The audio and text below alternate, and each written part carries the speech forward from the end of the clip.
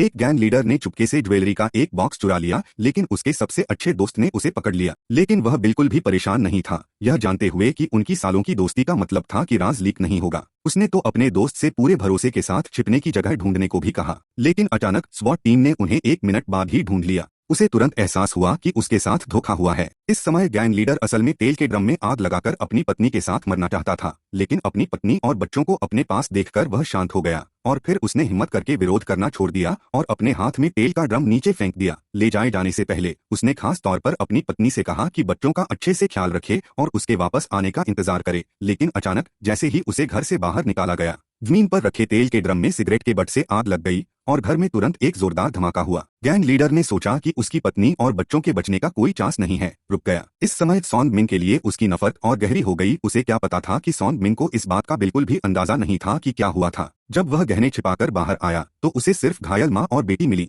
हालांकि उसकी अपनी बेटी उसके ठीक बगल में थी। उसने पहले गैंग लीडर की पत्नी और बच्चों को बाहर भेजने का फैसला किया और फिर उन्हें बचाने के लिए वापस गया। अचानक एक और धमाका हुआ। सॉन्ग मिन बेबस होकर देखता रहा कि उसकी अपनी बेटी आग में जलकर मर रही है। वह सिर्फ गैंग लीडर के बच्चे को बचा पाया, लेकिन जिस गैंग लीडर को ले जाया गया था उसने यह सीन देखा और सोचा कि उसने अपनी पत्नी और बच्चों को मार दिया है और ज्वेलरी का बॉक्स अपने लिए ले लिया है। इसलिए उसने मन ही मन कसम खाई कि बाहर निकलने के बाद वह उसे कभी नहीं जाने देगा। इसलिए 18 साल बाद बाहर निकलने के बाद गैंग लीडर ने सबसे पहले जो किया वह था अपने मरे हुए परिवार का बदला लेना। लेकिन गैंग लीडर को यह नहीं पता था कि सॉन्ग मिन ने उसे कभी धोखा नहीं दिया था और उसने अपनी बेटी आया को बड़ा भी किया था। उन्होंने आज पिता और बेटी को एक दूसरे को पहचानने का भी इंतजाम किया और आया को खुद जेल